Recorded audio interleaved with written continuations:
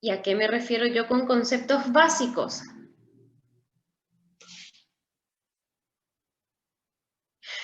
Terminologías que vamos a usar en el transcurso de la vida, no es solamente de esta materia. Uno de ellos es semiología. ¿Qué es semiología? Semiología es un concepto, es una palabra que hace referencia a, tiene un significado, un origen de las palabras del griego, que significa síntoma y logos, discurso o conocimiento. Semiología, entonces, ¿qué va a ser? Conjunto de signos y síntomas de las manifestaciones de una enfermedad.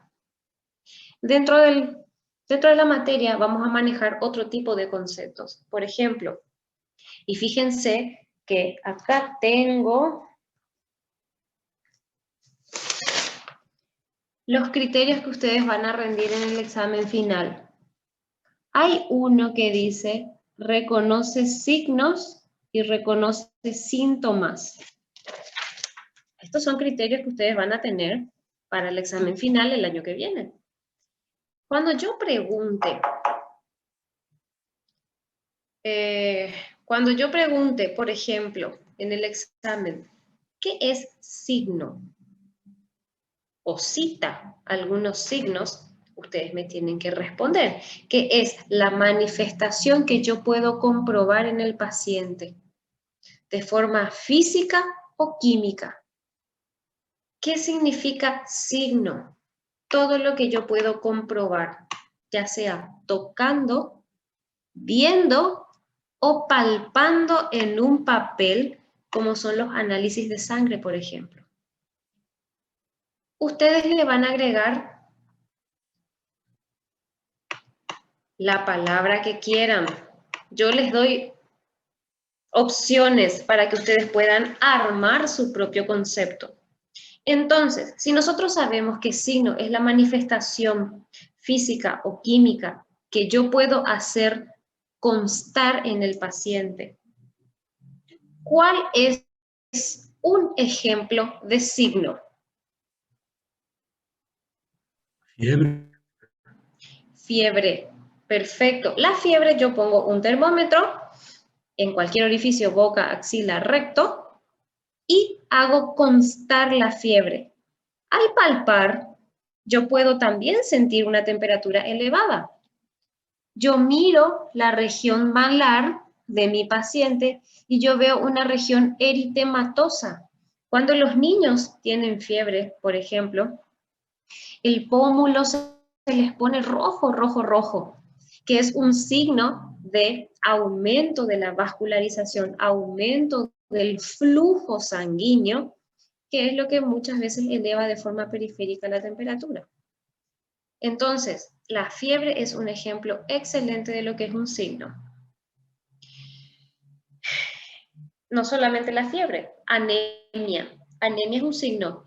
Yo cuando hago la vitropresión, cuando comprimo la uña, el lecho ungueal, eso se tiene que comprimir, se tiene que ver blanco. Cuando suelto, se tiene que rellenar el capilar de vuelta y tiene que volver a un color rosado. Cuando mi paciente está anémico, toda la sangre se dirige hacia las zonas vitales, cerebro, riñón, corazón. Entonces los extremos distales están pálidos. Cuando yo hago vitropresión en una uña de un paciente anémico, está blanco al inicio, blanco al final, blanco durante la maniobra, blanco en todo momento. Pero también puedo ver en un análisis de sangre la hemoglobina baja. Ese también es un signo. Fíjense, manchas equimóticas en el ombligo. ¿Cómo se llama el hematoma periumbilical? ¿Cómo se llama ese signo? De por ahí sí lo saben. Que se ve en una pancreatitis aguda grave.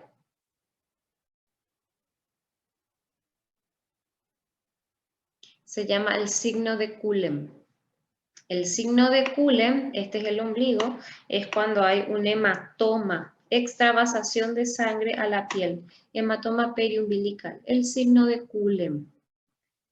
Cuando hay hematoma en los flancos, es en la región lateral del abdomen. También es un signo patognomónico de una pancreatitis aguda grave, que se llama Gray-Turner. Todo eso vamos a ver en el transcurso de la materia.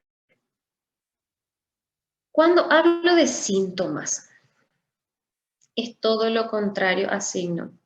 Síntoma es esa característica solamente percibida por el paciente, que para mí, médico, evaluador, examinador, no me es fácil poner en evidencia. Y solamente me queda creer en lo que el paciente me está transmitiendo. El síntoma es un trastorno subjetivo. ¿Qué significa eso? Que Murilo puede percibir, pero yo no. Entonces yo le tengo que creer a él lo que él me está diciendo.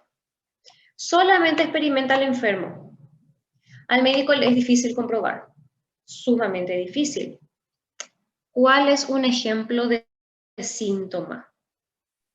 Dolor de La cabeza. sensación, Sí, señores, dolor de cabeza, cansancio, dolor muscular, náuseas, Frío, cólicos menstruales.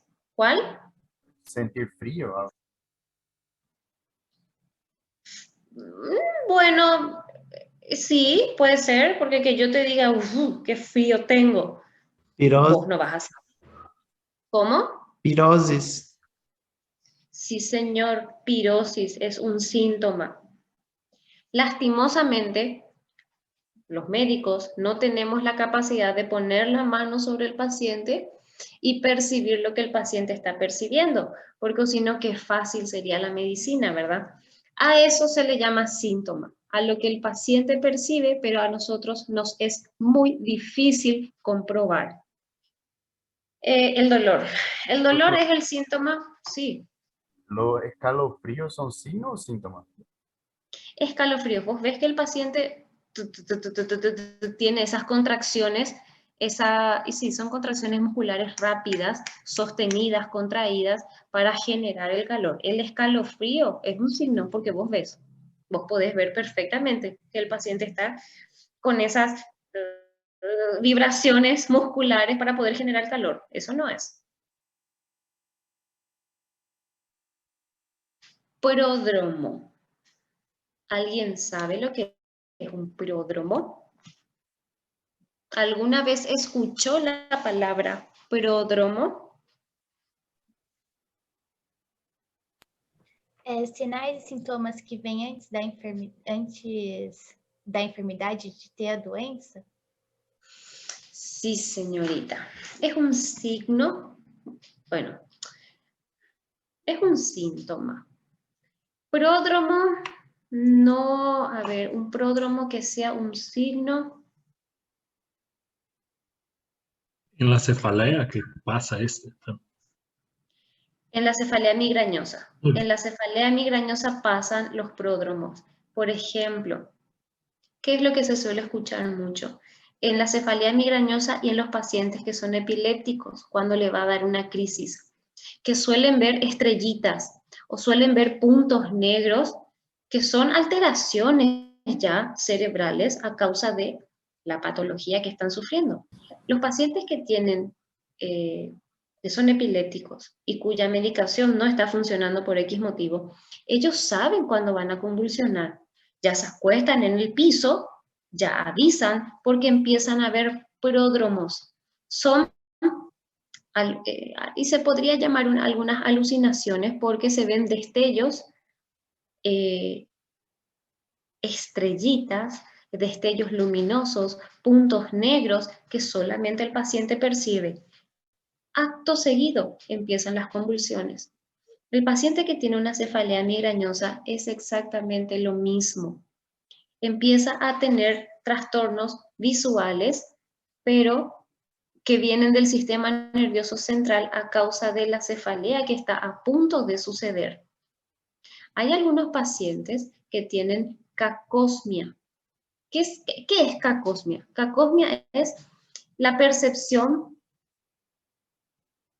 de un olor desagradable en donde no lo hay. Por ejemplo, hay algunos pacientes que perciben el agua con un olor desagradable, acto seguido tienen fiebre. Ese es un pródromo. Ninguno de los pródromos que hasta ahora vinimos mencionando, yo los puedo corroborar. Porque si a mí viene un paciente y me dice, doctora, yo veo estrellitas antes de convulsionar, es realmente muy poco probable que yo pueda comprobar que lo que el paciente me dice es cierto.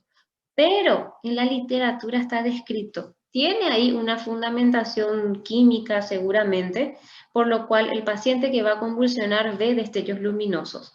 Y hay que creer. Eso es pródromo. Son vagos, poco característicos. No es propio de una enfermedad. No, son síntomas que ocurren antes de el desencadenamiento de alguna enfermedad. ¿Sí? Migraña yo conozco, yo tengo. Siempre Usted tiene migraña. Sí. ¿Y vos solés ver, doctor, esas fotofobias, esas imágenes? Sí, se queda solo con la visión central. La periferia se queda todo brillante. ¿Y qué te desencadena la migraña?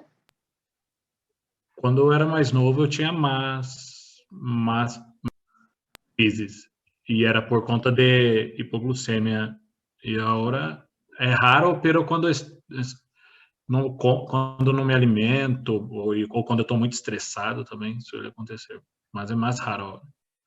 Bueno, entonces el doctor es fiel testigo de que el pródromo existe y ya nos explicó perfectamente cómo él solamente ve en la visión central y la periferia queda toda borrosa. Un pródromo que para mí va a ser muy difícil constatar, probablemente sea imposible, porque eso no se traduce tampoco en una resonancia, pero el doctor sabe que cuando va a comenzar su cefalea migrañosa, él tiene ese pródromo, ¿sí?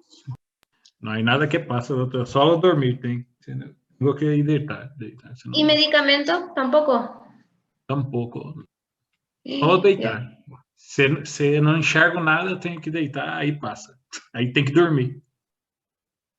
Bueno, por lo menos pasa, por lo menos pasa. Hay pacientes que tienen que inyectarse, tienen que sedarse, tienen que drogarse prácticamente para que les pase. Vos ya encontraste la forma de liberarte de tu cefalea migrañosa, por lo menos, ¿sí? Bien, vimos signo, vimos síntoma, vimos pródromo, síndrome. Síndrome es conjunto de signos y síntomas. Síndrome doloroso abdominal en fosa ilíaca derecha. Apendicitis aguda. Síndrome doloroso en hipocondrio derecho. Probablemente sea una colecistitis aguda. Cuadro o conjunto sintomático que evolucionan más o menos simultáneamente. Signos y síntomas. Síndrome es un conjunto de signos y síntomas. Por ejemplo, síndrome tumoral. El síndrome tumoral y el síndrome doloroso son los dos síndromes más frecuentes y más comunes que nosotros vamos a ver en cirugía, que es lo que estamos viendo ahora, semiología quirúrgica. Síndrome tumoral, ustedes pueden palpar el tumor. ¿Y cuál es el síntoma? El dolor por la compresión que produce, el dolor por la infiltración que produce. Entonces, eso es un síndrome tumoral, por ejemplo. Un síndrome doloroso en fosa ilíaca derecha, con irritación peritoneal, probablemente sea una peritonitis apendicular. La irritación peritoneal se pone de manifiesto a la palpación del abdomen del paciente, porque el paciente va a gritar de dolor y va a referir dolor. Entonces, eso es un síndrome, conjunto de signos y síntomas que van a la par. Primero aparece uno, después va apareciendo al otro, que nos conducen a una patología. Hay síndromes que son específicos, como es el de la fosa ilíaca derecha, apendicitis aguda. Pero hay síndromes tumorales que no son para nada específicos. Yo puedo ver un tumor abdominal gigante pero no saber exactamente de dónde viene. Yo puedo ver el tumor, puedo palpar el tumor, el paciente me dice que le cuesta defecar porque tiene una compresión tumoral, pero yo al palpar, si es mujer, más o menos puedo decir y deducir que es ovario, pero si es varón, está el colon, está el estómago, dentro del colon está el derecho, el transverso, el izquierdo, los tumores retroperitoneales, las metástasis de testículo, miles de cosas que producen síndrome tumoral. Entonces, no son específicos de las patologías, pero para yo decir síndrome tengo que tener mínimamente un signo y un síntoma juntos que describen el desenlace de una enfermedad, ¿sí? Patognomónico. Patognomónico sí es específico. Es un signo que con su sola presencia, o es una, para no decir, porque si yo les pido, definan signo patognomónico, y ustedes me dicen, es un signo, yo ni siquiera voy a escuchar el resto. Un concepto no se realiza con la misma palabra que yo quiero definir, porque si no estoy repitiendo lo que estoy leyendo. Entonces, un signo patognomónico es una característica, es una evidencia, es una, a ver, ¿qué otra palabra podemos usar? Les puse manifestación, es una manifestación, por ejemplo, es un trastorno propio, característico de la enfermedad. Por ejemplo, si yo les digo eritema malar en ala de mariposa, ¿es patognomónico de qué enfermedad? Lupus eritematoso. Sí, señor. Si yo les digo ojos de mapache o signo de Battle, que es el hematoma en el hueso mastoideo, ¿es patognomónico de qué? Trauma cranioencefálico, TCE. Sí, señor, de un TCE, traumatismo cráneoencefálico o fractura de base de cráneo. Si yo les digo ULEM, hematoma periumbilical, ¿es patognomónico de qué? Pancreatitis. Pancreatitis. Entonces, patognomónico sí es un signo, o perdón, no vamos a usar la misma palabra, es una manifestación propia, característica y evidenciable por el médico de la patología que se está produciendo en ese momento, ¿sí? Llega a ser exclusivo. Signo patognomónico es exclusivo. Bueno, sí, es exclusivo. Es exclusivo, doctor. ¿Por qué? Por ejemplo, ojos de mapache no te da otra patología que no sea fractura de base de cráneo. Alas de mariposa, eritema malar, malares y puente nasal, te lo da el lupus. Pero el eritema solamente en la región malar o en la mejilla, te lo puede dar una enfermedad que se llama rosácea también, que es ya una afección dermatológica, no es autoinmune como es el lupus. Pero el malar en ala de mariposa, exclusivo del lupus. Culem, que es el hematoma periumbilical, te lo da la pancreatitis por extravasación de la sangre y contigüidad del páncreas con las estructuras del epigastrio y del mesogastrio. Pero una rotura muscular del recto anterior del abdomen justito encima del ombligo por un puñetazo, probablemente también te dé un hematoma periumbilical por la rotura del músculo. Pero si vos ingresás un paciente con vómito, el paciente te dice, yo tengo piedra en la vesícula, doctor. La gran vomitadora es la pancreatitis aguda. Vos le haces una milasemia a tu paciente por las nubes, más de 1000.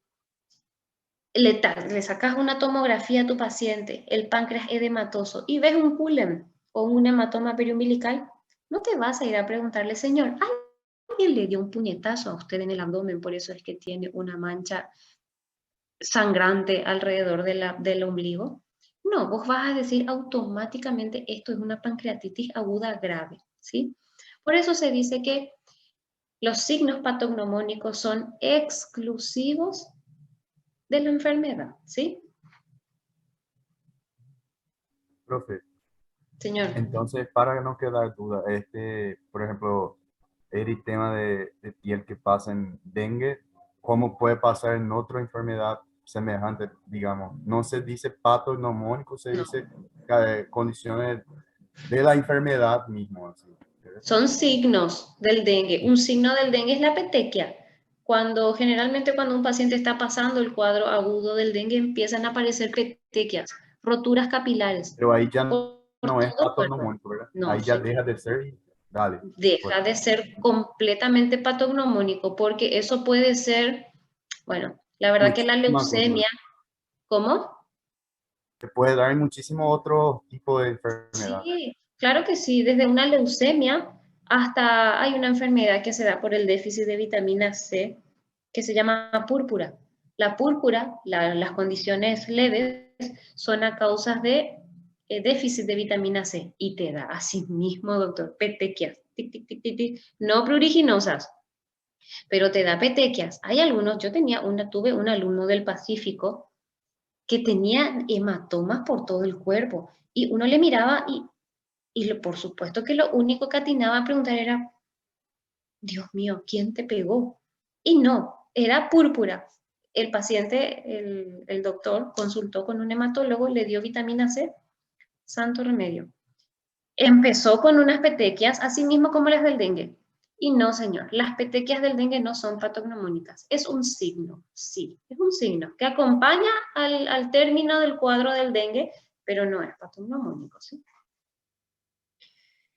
Bien, esas son terminologías que vamos a manejar el resto de nuestras vidas y acá les mostré, son unos criterios para el examen final, que no tengo ningún problema de que vean porque yo el conocimiento es lo que evalúo al final del semestre.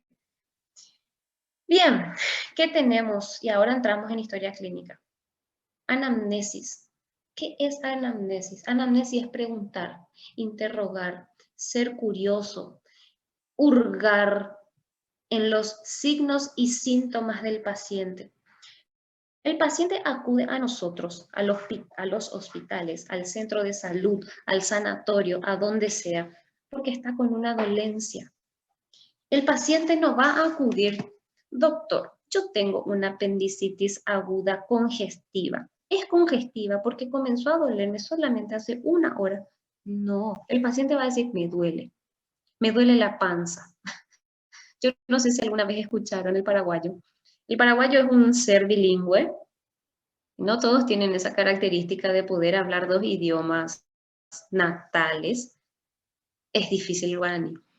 Y no es una terminología en guaraní, pero es una jerga en español, en castellano, panza. El paraguayo le duele la panza, al paraguayo no le duele el abdomen, no le duele el epigastrio, no le duele el hipogastrio, le duele la panza. Para averiguar, porque en los libros de anatomía no hay panza como un sitio anatómico o un órgano anatómico. La panza puede ser el útero, la panza puede ser el estómago, la panza pueden ser gases. Entonces, la anamnesis, y ustedes están estudiando en Paraguay. Entonces, la anamnesis en ese caso para averiguar qué es la panza, tiene que ser puntual, tiene que ser exhaustiva, tiene que ser minuciosa y detallada. Yo tengo que ganarme la confianza del paciente, así como les dije a todos mis alumnos toda mi vida. Bueno, el tiempo que llevo de docente, les dije a mis alumnos, ustedes tienen que ganarse la confianza del paciente a tal punto de que el paciente permita que ustedes le metan el dedo en todos los orificios que tiene. Examen físico que vamos a dar después en otra clase incluye tacto rectal, tacto vaginal, De repente tienen que meter la mano en la boca para poder palpar conductos salivales, el de Wharton, por ejemplo. Si a mí viene un médico y me habla y me dice, ¿qué te pasa? ¿Qué tenés? Eso nomás te duele. Y para eso viniste. Y por eso viniste. No voy a dejar ni que me suspire cerca. Entonces, la anamnesis, chicos, es el arte del médico. Si no tienen una buena anamnesis, independientemente de la profesión que elijan después, o sea, de la especialidad que elijan después, no van a ser buenos médicos, nunca. La historia clínica. De la anamnesis depende todo. De la historia clínica depende que el médico mantenga su registro. Ese registro que tantos años le costó conseguir, se mantiene gracias a una buena historia clínica. Es un documento médico legal. La historia clínica no puede tener borrones. La historia clínica, si se equivocan, pongan entre paréntesis, punto. No se tacha, no se borronea, no se corrige la historia clínica. Es un documento médico legal. Forma parte de lo que vendría a ser. Para estadística de un hospital, la historia clínica es fundamental. En la historia clínica se pone motivo de consulta, se pone diagnóstico. Los que hacen trabajos después, retrospectivos, van y buscan en los archivos cuántos pacientes tuvieron o fueron operados de apendicitis aguda en el año 2001. Y se ponen a mirar todas las historias clínicas. Apendicitis, apendicitis, apendicitis. O sea, no es solamente un documento médico legal, sirve para estadística. Sirve para hacer trabajos, sirve para información hospitalaria. El hospital de Pedro Juan Caballero, en una revista científica, operó 1000 casos de apendicitis aguda congestiva en el año 2020. Sirve para información hospitalaria. O sea, la historia clínica, chicos,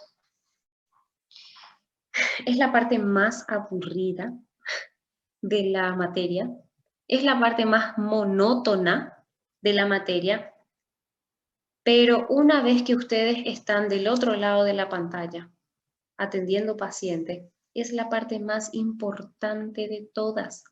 Ahí ustedes van a hacer constar de que le preguntaron al paciente, de que le tocaron al paciente y que le dieron por lo menos los primeros auxilios al paciente, ¿sí? Lenguaje.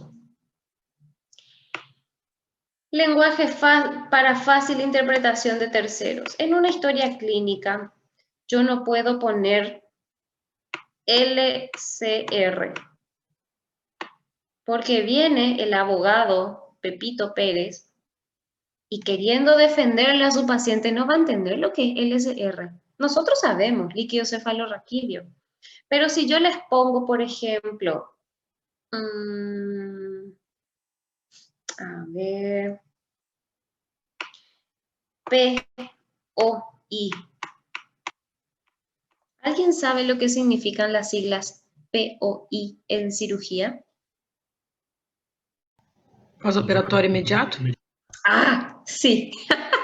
Bueno, viste, doctora, vos sabés porque sos doctora, probablemente hayas visto en alguna técnica quirúrgica, no sé si tenés otra especialidad. ¿Tenés otra especialidad aparte de medicina? Sí, doutora, soy fisioterapeuta intensivista. Ah, doctora, vos dominas muchísimas cosas entonces ya a esta altura del campeonato. Esto va a ser fácil, encima intensivista. Vos tenés que respirar el mismo oxígeno que respira tu paciente prácticamente, porque es, no es fácil, no es fácil. Entonces, doctora, sí, usted va a saber lo que es POI, porque está en el ambiente, porque atiende ese tipo de pacientes, pero que venga, qué sé yo, el administrativo del hospital y quiera archivar la historia clínica y vea un POI, no va a entender lo que es. Entonces tenemos que poner lenguajes de fácil interpretación, ¿sí? El médico debe ser buen interrogador, pero por sobre todas las cosas debe ser buen oyente. chicos, empatía. Empatía. Yo lo único que les voy a pedir, y probablemente ahora todavía no tengan contacto con el paciente en esta práctica, independientemente a todo el contacto que hayan tenido el resto de su vida en otra especialidad, en otra carrera, ahora, quizás no tanto, pero más adelante sí, más adelante van a tener contacto con el paciente. Ustedes tienen que prestar tanto interés que el paciente se sienta cómodo hablando con ustedes, ¿sí? Por supuesto, si el paciente no puede conversar porque está en un estado etílico, está bajo los efectos de algún estupefaciente, está con un Glasgow disminuido, es un niño, se le pregunta a un adulto responsable, al adulto o al familiar más próximo, ¿sí? Debe evitarse el interrogatorio dirigido. ¿Qué significa eso? Que ustedes no tienen que decir, ¿verdad que te dolió en el hipocondrio? ¿Verdad que el dolor fue intenso? ¿Verdad que vos vomitaste solamente comida? No. El interrogatorio no debe ser dirigido. Por supuesto, cuando el paciente comienza a hablar de su pajarito, que el pajarito tiene un color, que el gatito le comió al pajarito, ustedes tienen que sutilmente, señora, y tratando de volver un poquitito a la enfermedad, ¿dónde le dolió? ¿Cómo comenzó a doler? Antes del dolor, ¿usted estaba haciendo alguna actividad física? ¿Comió algo? O sea, las preguntas deben ser abiertas para que el paciente tenga opciones de responder. No ustedes preguntar directamente lo que quieren escuchar porque se van a cometer muchos errores de esa forma, ¿sí?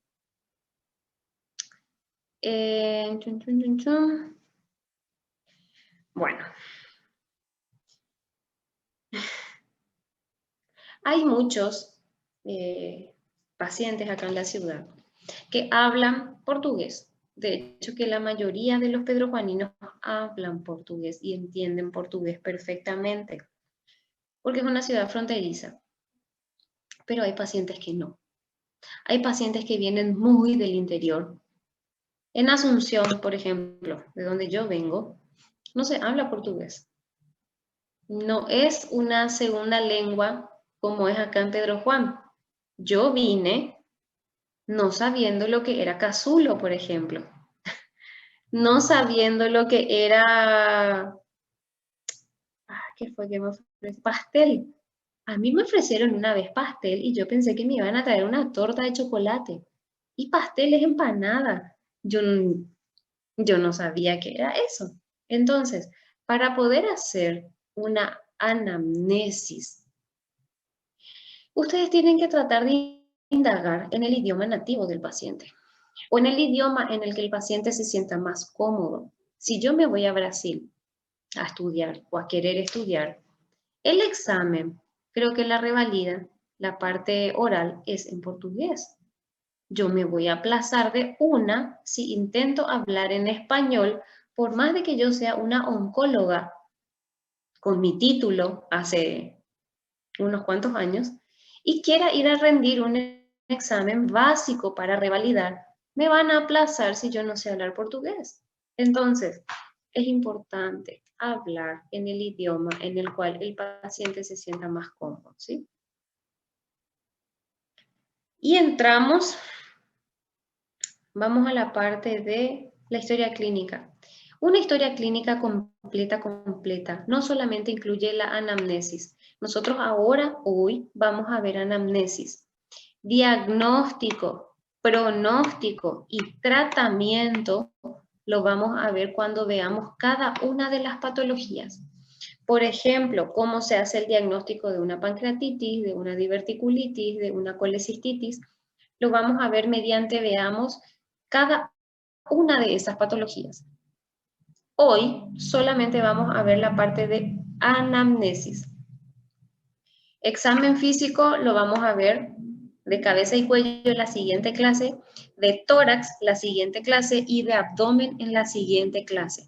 Examen físico tampoco lo vamos a ver hoy. Y entramos. Historia clínica. Y ustedes van a agarrar su cuadernito. Yo calculo que a esta altura del campeonato todos ya tienen un cuadernito. José, te voy a poner presente cuando terminemos la clase. Haceme acordar. ¿Estás ahora, José? Oi, tô sim, prof. Bueno, haceme acordar al final de la clase que te ponga presente, ¿sí? Tá bom, beleza. Bueno, historia clínica. Título. Primer punto que incluye la historia clínica es la parte de el encabezado que se llama datos de filiación. Datos de filiación. Dentro de datos de filiación incluye todo lo que yo pueda preguntarle al paciente, que me oriente dónde vive, dónde nació, cuántos años tiene, cuál es su sexo, qué profesión tiene.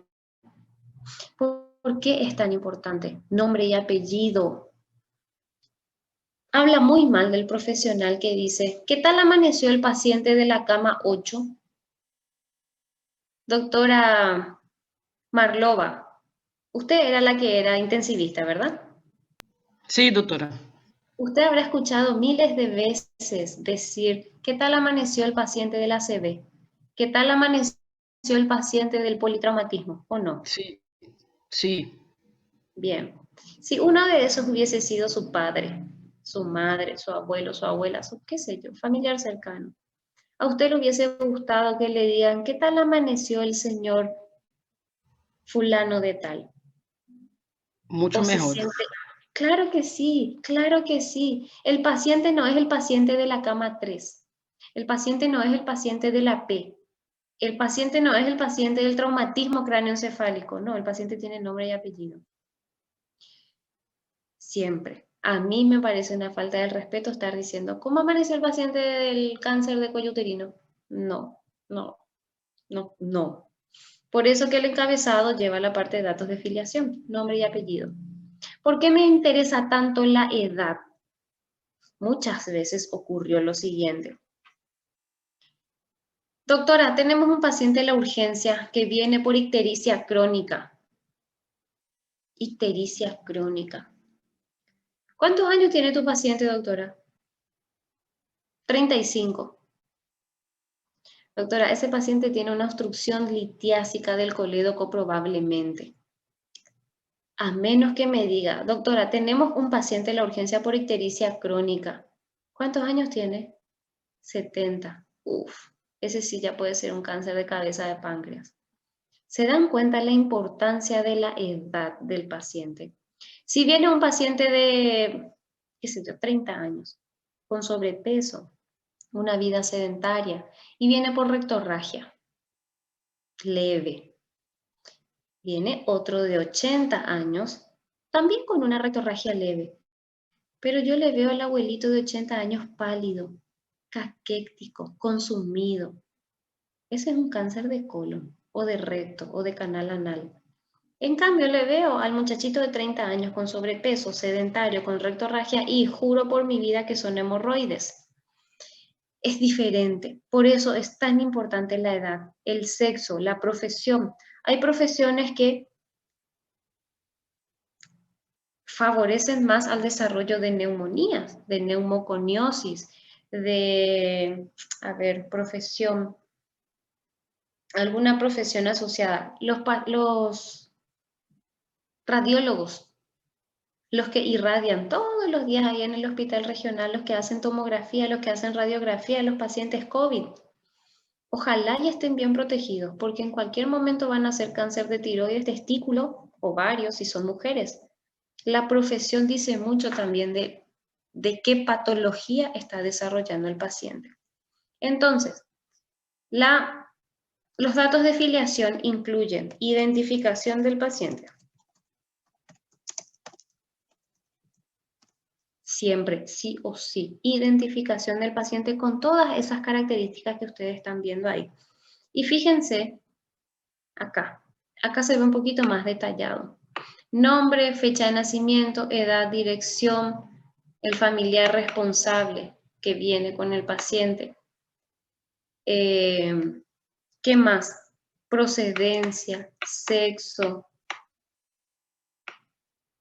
edad, profesión, datos de filiación, ¿sí? Después entramos. 2. Motivo de consulta. Y fíjense las características que el motivo de consulta tiene que tener. No puede ser diagnóstico. Motivo de consulta no puede ser diagnóstico. No puede tener términos coloquiales, o sea, dolor de panza no puedo poner. Tengo que poner lo que el paciente me dice, pero con una terminología técnica. ¿Qué significa eso? No voy a poner dolor de panza. Tampoco voy a poner colecistitis aguda. Voy a poner dolor en hipocondrio derecho. ¿Es la panza para el paciente? Y probablemente sí sea una colecistitis aguda, pero el motivo de consulta jamás va diagnóstico y jamás va el término coloquial que el paciente utiliza. Claro que tenemos que poner lo que el paciente dice, sí señores, por supuesto, pero adaptado a una terminología técnica. Por ejemplo, no puedo poner quiste.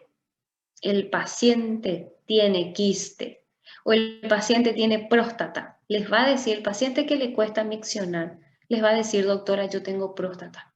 Ustedes no pueden poner el motivo de consulta próstata. No, ustedes pueden poner chorro débil, dificultad para la micción, dolor a la micción o disuria. No pueden poner infección urinaria, por ejemplo. Se pone disuria.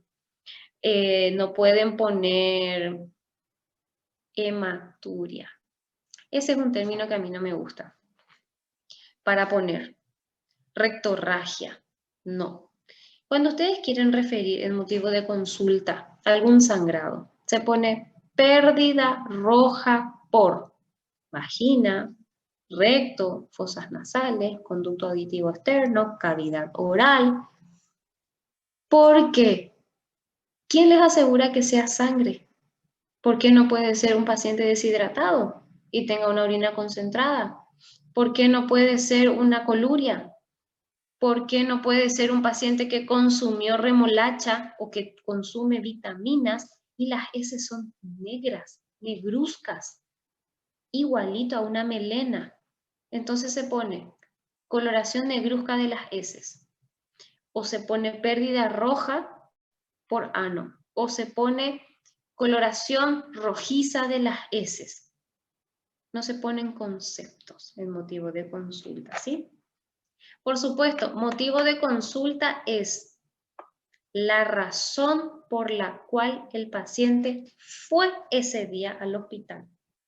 El paciente les va a decir que tiene todo. Le duele la cabeza, pero también le duele el ojo, no, pero también le duele la nariz, no, pero se acordó que también le duele el diente. Y ustedes no pueden poner dolor de nariz, de diente, de ojo, de cabeza, de pelo, no. Ustedes le van a preguntar, señor, ¿vos estabas en tu casa? ¿Qué fue lo que te decidió a venir al hospital?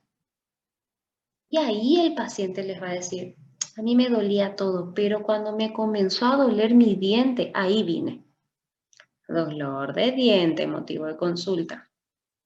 O si no, el paciente les puede decir, tuve náuseas, vómitos, me dolió y también tuve cefalea. Y todo eso puede ser COVID hoy día, o dengue. Pero ¿qué fue lo que le llevó a consultar? Cuando vomitó.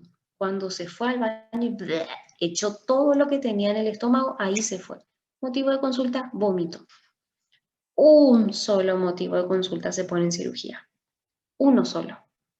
Si tuvo náuseas y vómitos, pues bien, ¿qué le llevó a consultar? Los vómitos, listo, vómitos. Un solo motivo de consulta. Nunca jamás se ponen diagnósticos. Un solo síntoma, uno solo. Y es la razón por la cual el paciente concurre a la consulta, uno solo, ¿sí? Acá hay uno de los motivos de consulta más frecuentes: tumor, dolor, crecimiento abdominal, en las hernias, en las eventraciones, ascitis, crecimiento abdominal, pérdida roja por el orificio que sea, alteración del tránsito intestinal, diarrea.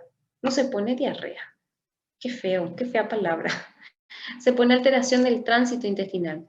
Tampoco se pone gastroenteritis, porque gastroenteritis ya es un diagnóstico. Entonces se pone alteración del tránsito intestinal, pérdida de peso, fiebre. Alteración de hábitos fisiológicos es muy amplio, porque puede ser diuresis o catarsis.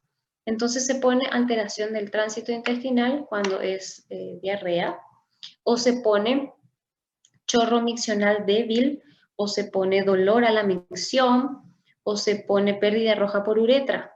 Puede ser también, ¿sí?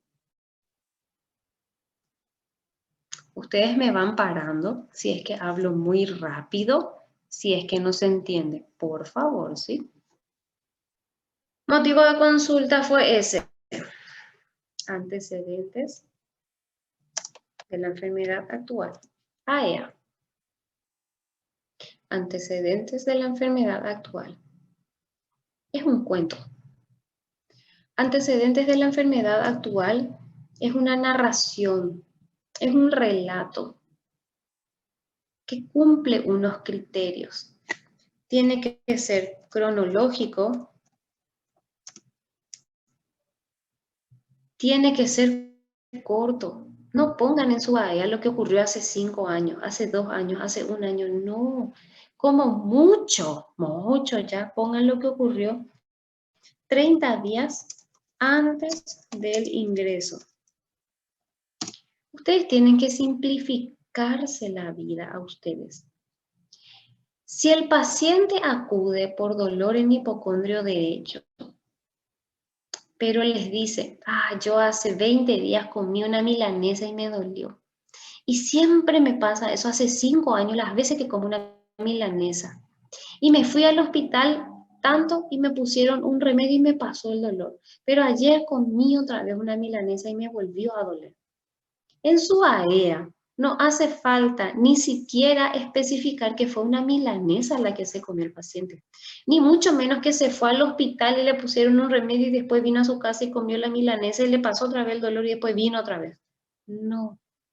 ¿Qué se pone? Señora, ¿usted vino hoy? Sí. ¿Cuándo le empezó a doler la panza? Por eso usted vino hoy. Ayer a la noche, doctora, me comenzó a doler y no me pasó. Listo. Datos aportados por el paciente merecen fe. Ese tiene que ser el encabezado de todas sus AEA, de todos. Datos aportados por el paciente y merecen fe. Datos aportados por la madre del paciente y merecen relativa fe. Si ustedes piensan que no, esta no tiene idea de lo que está pasando, ¿sí? Ese es el encabezado siempre. El cuadro se inicia 12 horas antes del ingreso. Fíjense cómo yo acorté todito. Lo que el paciente viene sufriendo hace 2 años por comer milanesa, yo acorté en 12 horas. Porque ella está hoy en el hospital, porque el dolor que comenzó ayer a la noche no le pasó. Entonces, 12 horas nomás tiene mi AEA. No voy a contar que la milanesa de hace 2 años le hizo mal.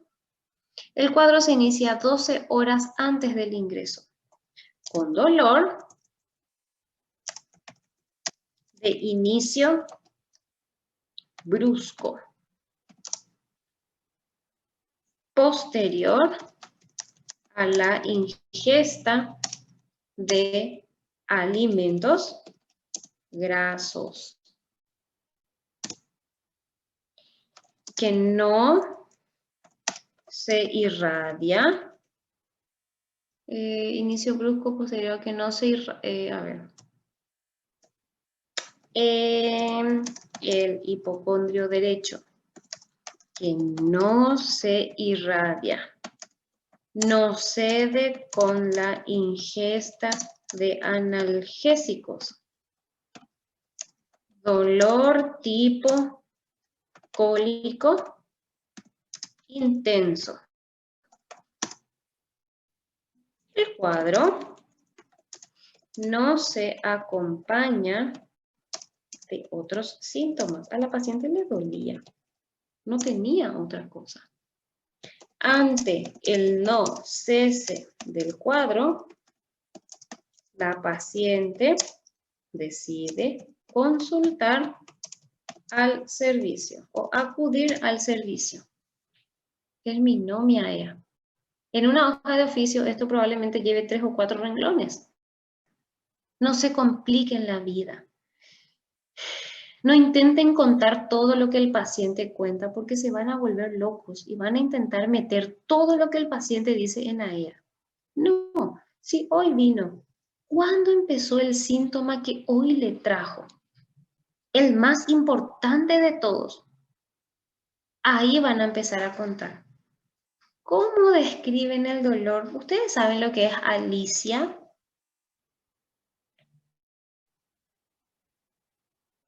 Yo no. Alicia.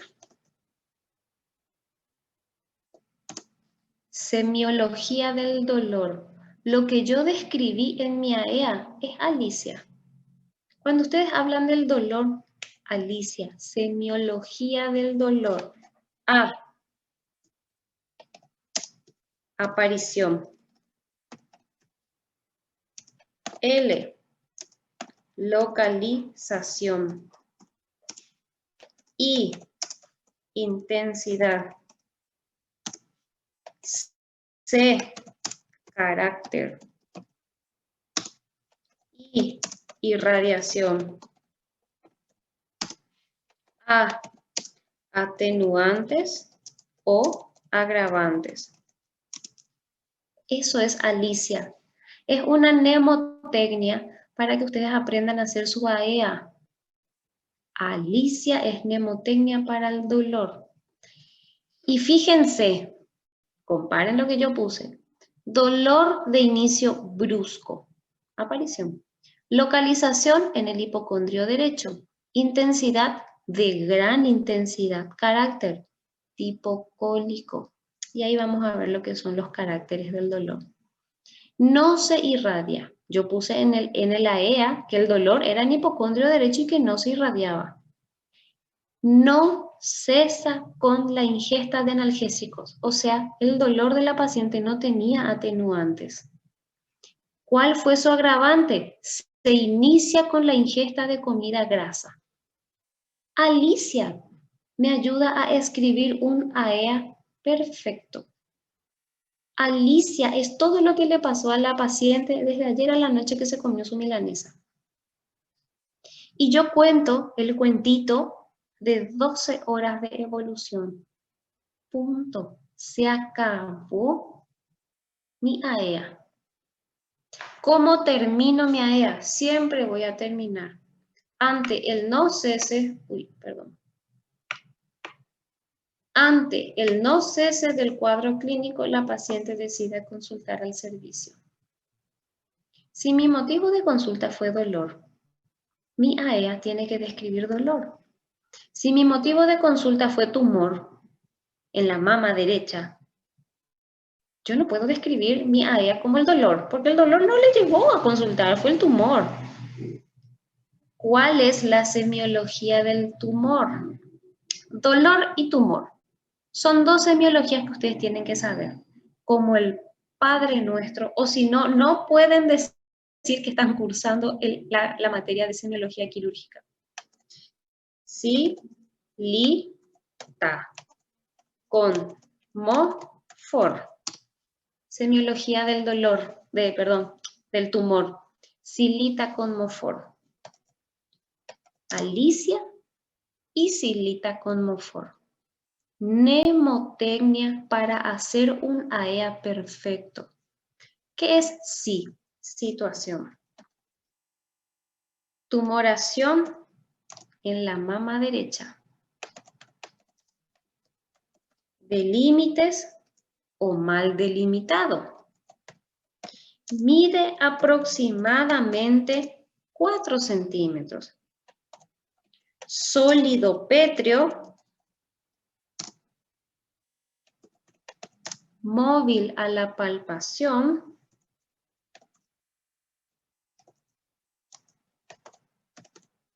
de una forma redondeada. La paciente acude por una tumoración en mama derecha de aproximadamente 3 meses de crecimiento, mal delimitado, 4 centímetros aproximadamente, sólido pétreo, móvil a la palpación de una forma redondeada. Ante el crecimiento acelerado de dicha tumoración, la paciente acude al servicio. ¿Se dan cuenta cómo Alicia y como Silita con Mofor me ayudan a hacer una EA cortito, rápido y conciso? Terminó mi AEA. Si ustedes se saben la mnemotecnia de la semiología del dolor y del tumor, el AEA de ustedes va a ser maravilloso. En cirugía no hay otro motivo de consulta que no sea dolor. No hay otro motivo de consulta que no sea tumor. Fiebre, clínica médica. Náuseas y vómitos, clínica médica. Dificultad respiratoria, clínica médica. Dolor y tumor, cirugía. ¿Sí? ¿Se entendió cómo hacer una EA? Sí, doctor. Bien. Continuamos entonces. Bueno, como mucho, hasta un mes puede ir su AEA. 12 horas, 24 horas, 2 días, les recomiendo. Nunca se van a equivocar, ¿sí? Antes de antecedentes, el número 3 va a ser AREA. Antecedentes remotos de la enfermedad. Ahí sí van a poner que la milanesa de hace 2 años le produjo lo mismo. Y van a poner, paciente refiere, mismo cuadro anterior hace 2 años. Si es que refiere, o si no, paciente no refiere cuadro similar anterior. Cuando es la primera vez que la milanesa le hace mal, paciente no refiere cuadro similar anterior. Si es que ya le pasó eso hace 2 meses, 3 meses, 4 meses, paciente refiere varias veces cuadro similar anterior en el mismo año o en el 2020, hace 1 año, hace 2 años. Ya verán ustedes cuántas veces la milanesa le hizo mal a la paciente, ¿sí? Después de eso tenemos antecedentes patológicos personales. En antecedentes patológicos personales voy a ver o voy a poner si la paciente es consumidora de alguna medicación porque tiene una patología de base. Consumidora de alguna medicación por patología de base. Paciente hipertensa crónica. Consumen Alapril de 10 miligramos cada 12 horas. Hay que poner la patología y hay que poner la medicación que consume. Hay que poner cirugías previas. Paciente post-apendicectomizada en el año 2020. Paciente post-histerectomizada en el año 2018. Eso incluye todo, eso incluye en patología, en antecedentes patológicos personales. ¿Cuál es el estado de salud de la paciente? ¿Se operó? ¿No se operó? ¿Tiene alguna enfermedad autoinmune? ¿Tiene alguna enfermedad de transmisión sexual no curable? ¿Cuál es el estado de salud de la paciente? Todo lo que refiere a salud ustedes van a poner en antecedentes patológicos personales, ¿sí? Entonces, estado de salud de la paciente. El 5. Antecedentes patológicos familiares. Estado de salud de mamá, papá, hijos, hermanos. Mamá, papá, hijos, hermanos. Si alguno falleció de cáncer, irrelevantes, solamente relevantes, chicos, no me vayan a poner papá sufre de, qué sé yo, pánico escénico. No, cosas relevantes que puedan ser genético o que a causa de esa enfermedad el niño nació con alguna enfermedad congénita o óbitos. Mamá fallecida hace 5 años por infarto agudo de miocardio y viene el paciente con dolor precordial obeso mórbido. Probablemente sea genética la obesidad o sea toda la familia sea sedentario y el paciente tiene muchos riesgos de fallecer también por el infarto agudo de miocardio. Antecedentes patológicos familiares se pone estado de salud relevante que pueda a mí servirme de algo a notar de mamá, papá, hijos, hermanos. El resto de los familiares ya son de segundo grado. Probablemente ya no influya la enfermedad de ellos, ¿sí?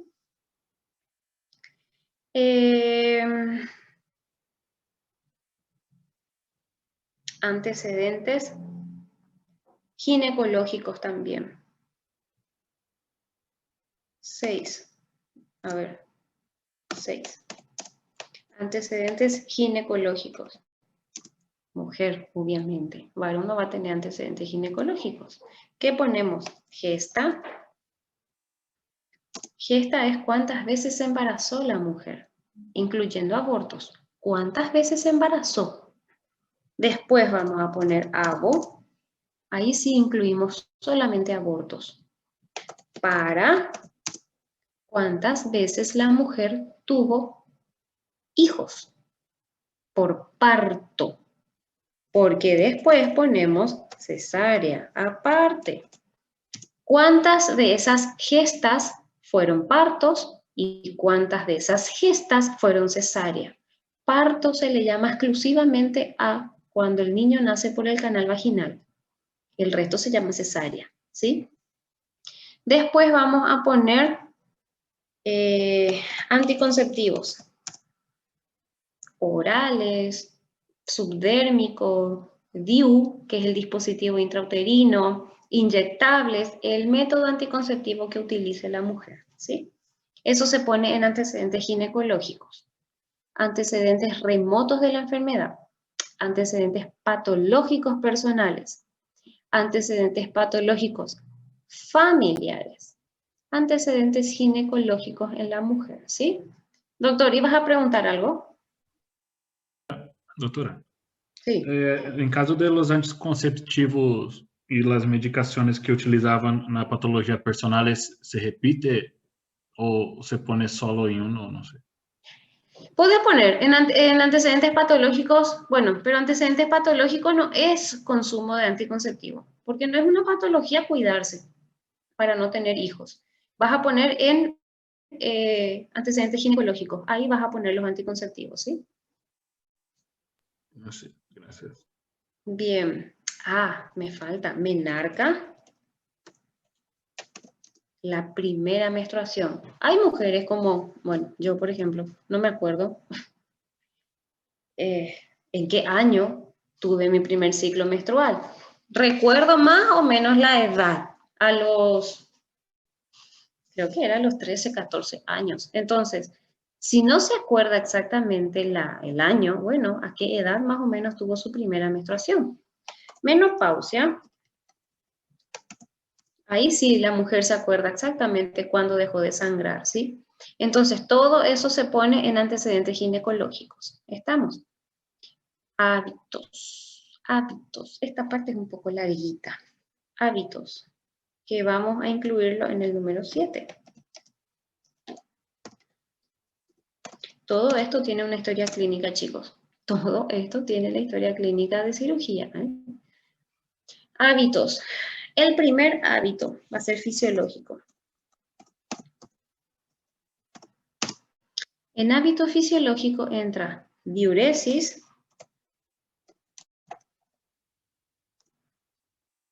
y catarsis. Diuresis, conservada. Catarsis, conservada. Si el paciente se fue por dolor en el hipocondrio derecho, ¿por qué tiene que estar alterada la diuresis y por qué tiene que estar alterada la catarsis? Si el paciente se fue por ictericia o cambios de coloración de la piel y mucosa, ictericia ya es un diagnóstico. Diuresis, paciente refiere a alteración de la coloración, tornándose oscura o directamente ponen coluria hace 7 días.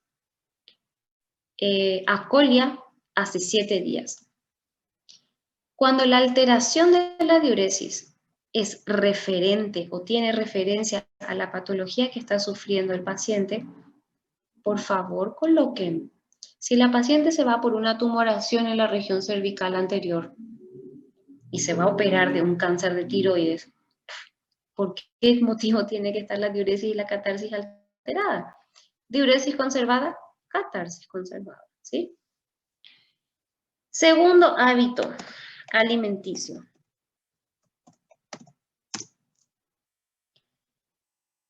Alimentación buena en calidad y en cantidad. Si el paciente ingresa por un dolor en la fosa ilíaca derecha y nosotros tenemos sospecha de apendicitis y es un obeso mórbido, alimentación mala en calidad y en cantidad, porque evidentemente hay un desequilibrio alimenticio que hace que nuestro paciente tenga una obesidad.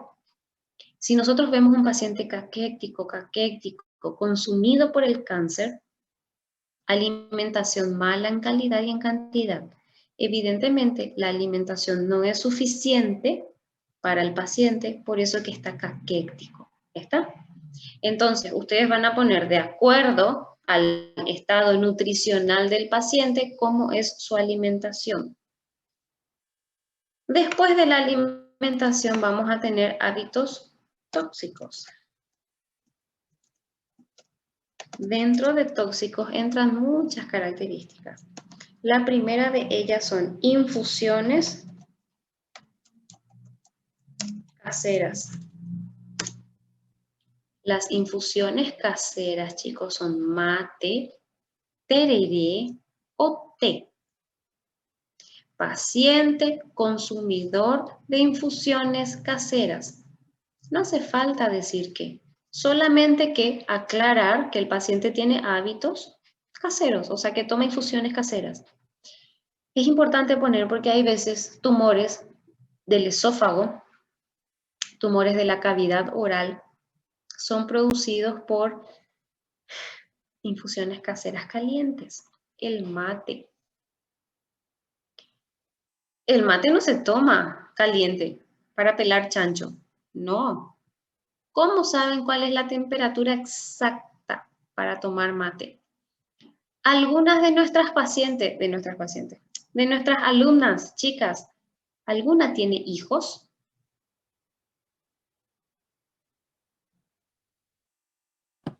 ¿Nadie tiene hijos?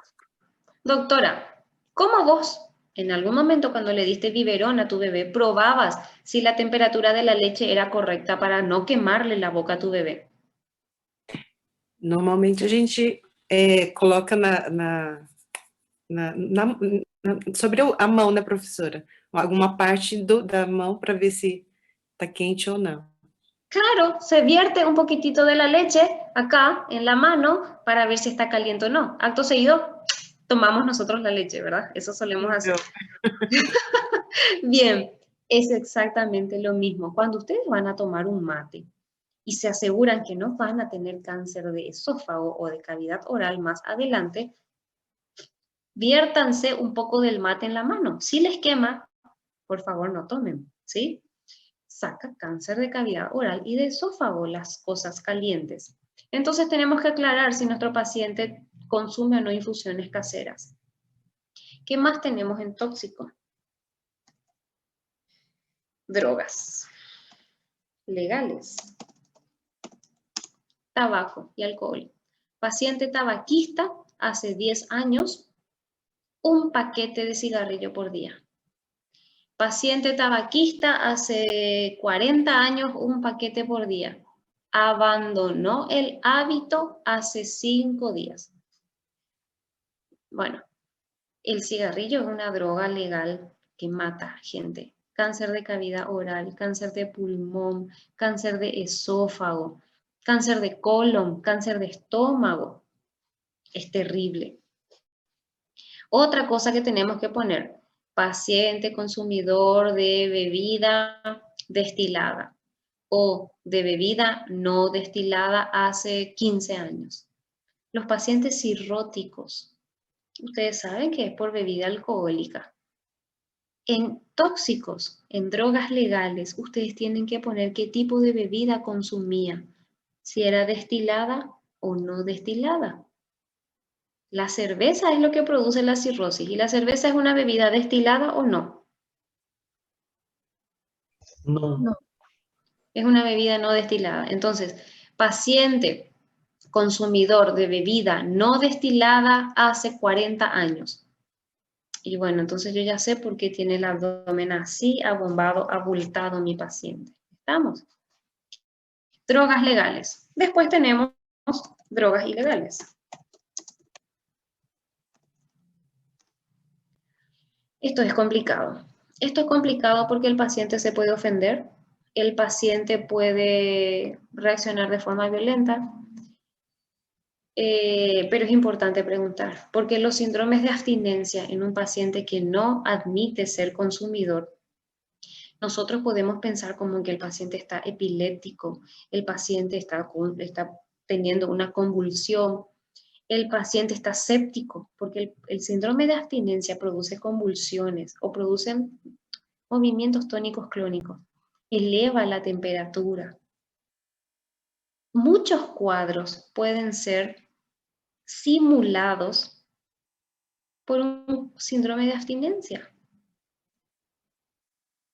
Lastimosamente, hay algunos pacientes en donde nosotros vemos el aspecto y queremos, ¿cómo es que se llama? Queremos, por la primera impresión, suponemos que el paciente es consumidor. Muchos rostros son ejecutivos y son igual consumidores. Entonces, de acuerdo a los signos y síntomas que presenta el paciente, motivo de la internación, nosotros tenemos que preguntar. Lastimosamente hay regiones en donde sí o sí, por la calidad de vida que se lleva, se consume. Los presidiarios. Cuando hay un paciente de la cárcel internado, hay que preguntar. Si no, bien por el paciente que no consume. Pero sí, hay que saber qué consume y hay que saber que probablemente en cualquier momento esté desarrollando un síndrome de abstinencia. Por eso, en hábitos tóxicos hay que preguntar sobre las drogas ilegales. ¿Estamos? Entonces, tenemos tóxicos, infusiones caseras, drogas legales y drogas ilegales. Tenemos hábitos fisiológicos alimenticios tóxicos. Eso. ¿Hasta ahí se está entendiendo? ¿Se entendió hasta ahí? Sí. Es bastante largo, es bastante tedioso, es bastante aburrido. Pero chicos, esta es la base de semiología quirúrgica. Esta es la base de la primera comunicación, del primer bienvenido paciente, soy médico. Esto es lo que les va a hacer a ustedes el camino para saber comunicarse con su paciente. Porque si ustedes no saben qué preguntar, es lo mismo cuando el novio y la novia se están conociendo recién. Es tan incómodo ese momento, porque uno no sabe qué preguntar, no sabe cómo preguntarse, todo es tan patético. Y semanas después, meses después, todo surge más espontáneo, todo es más risorio, porque ya le conocemos al otro, entonces ya sabemos qué tenemos que preguntar, qué comida le gusta, ya traemos la comida que le gusta. Bueno, así tiene que ser la relación médico-paciente. Ustedes tienen que saber qué preguntar, porque si no saben qué preguntar, va a ser muy monótono. El paciente no va a querer hablar con ustedes, va a ser todo súper mega aburrido. Y por supuesto, ustedes van a pecar de ignorantes, ¿sí? Examen físico. Examen físico va a entrar a partir de la clase que viene. Lo que yo quiero que hoy ustedes sepan es que el examen físico abarca región afecta, hipocondrio derecho, examen regional en mi abdomen superior, examen general, 9 regiones del abdomen. Si la paciente refiere tumor en mama, región afecta, cuadrante superoexterno de la mama. Examen regional, el resto de los cuadrantes y la axila. Examen general, hueco supraclavicular. Hueco supraclavicular. Los tumores de mama, y para eso tengo que tener conocimiento. Si yo no sé que el tumor de mama hace metástasis a la axila, pero también hace metástasis a la región supraclavicular, yo me estoy tragando la posibilidad de diagnosticar a una paciente en un estadio avanzado de la enfermedad y darle falsas expectativas porque solamente le puse la mano sobre el tumor y palpé un tumor chiquito, 2 centímetros. Ay, señora, su tumor es súper chiquito, pero tenía un tremendo socotroco acá en el cuello que ya era metástasis de ese tumor. A partir de la semana que viene, vamos a cargar conocimientos a nuestra CPU. Yo le llamo CPU al cerebro. ¿Por qué? Porque yo tengo que archivar mis conocimientos por carpeta. Esta es la primera carpetita que cargamos, historia clínica. Y es medio largo, es medio tedioso, es medio aburrido. Fíjense todo lo que escribimos en el chat y calculo que ustedes también escribieron un poquitito en alguna hoja perdida que tengan por ahí. Esto, si ustedes conocen esto y dominan esto, tan rápido pueden pasar a otra cosa en su práctica, a algo mucho más dinámico. Porque historia clínica es, realiza la historia clínica de un paciente con apendicitis. O si no, uno de ustedes se va a acostar en la camilla y el doctor va a decir, bueno, al paciente le duele acá, al paciente le duele acá, al paciente le duele acá. Hagan la historia clínica. Es medio monótono, es medio... pero es la base de todo. Es la base de todo. Así es que les doy consejos para tener en cuenta. Siempre a la hora de hacer una anamnesis, historia clínica, pónganse del lado derecho del paciente. Siempre del lado derecho. ¿Por qué? Porque acto seguido, pum, empezamos a tocar. Pum, empezamos a palpar. El examen físico se hace del lado derecho. Error catastrófico es ponerse del lado izquierdo para evaluar al paciente. Jamás hagan eso, nunca. Lado derecho.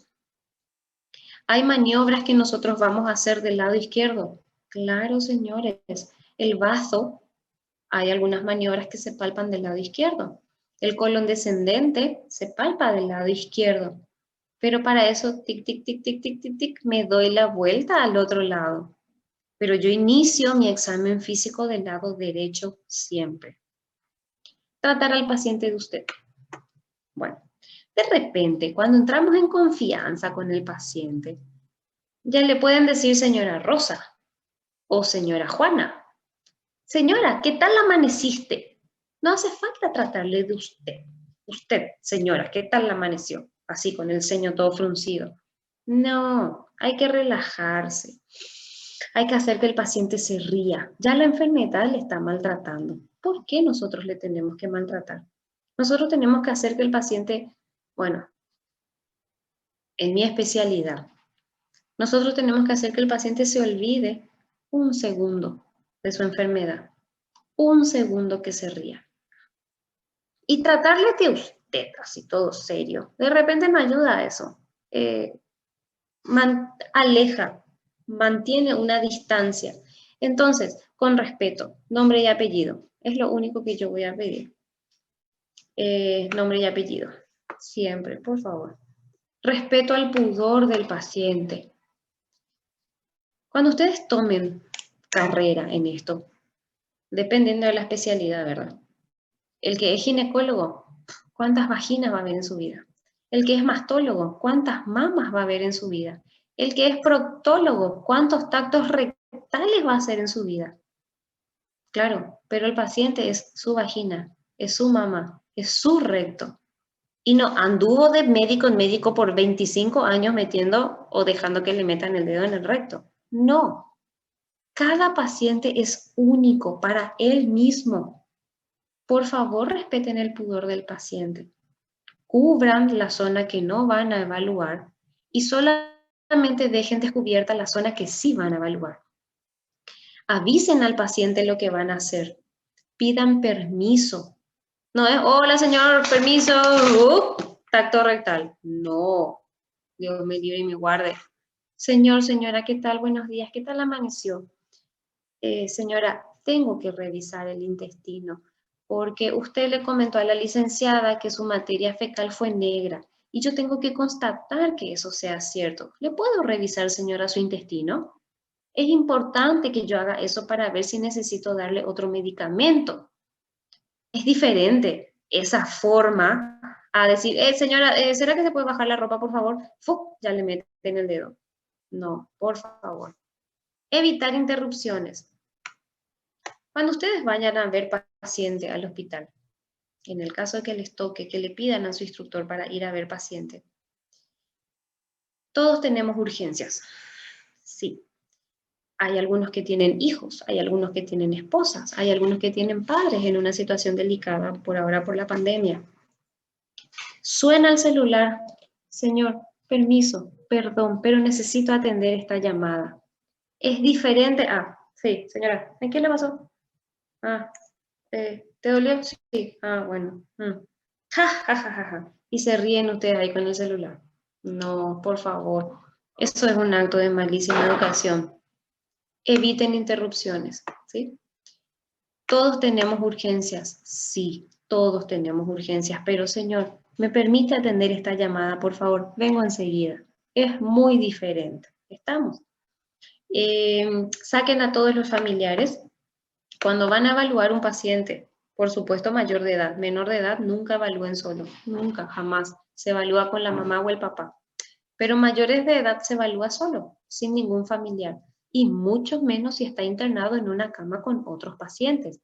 Le sacan a todos los familiares de todos los pacientes, tapan con biombo, cierran las cortinas y ahí le revisan al paciente, ¿sí? Bien, son puntitos a tener en cuenta, son datos, son consejos a tener en cuenta. ¿Hay alguna cosa que quieran preguntar?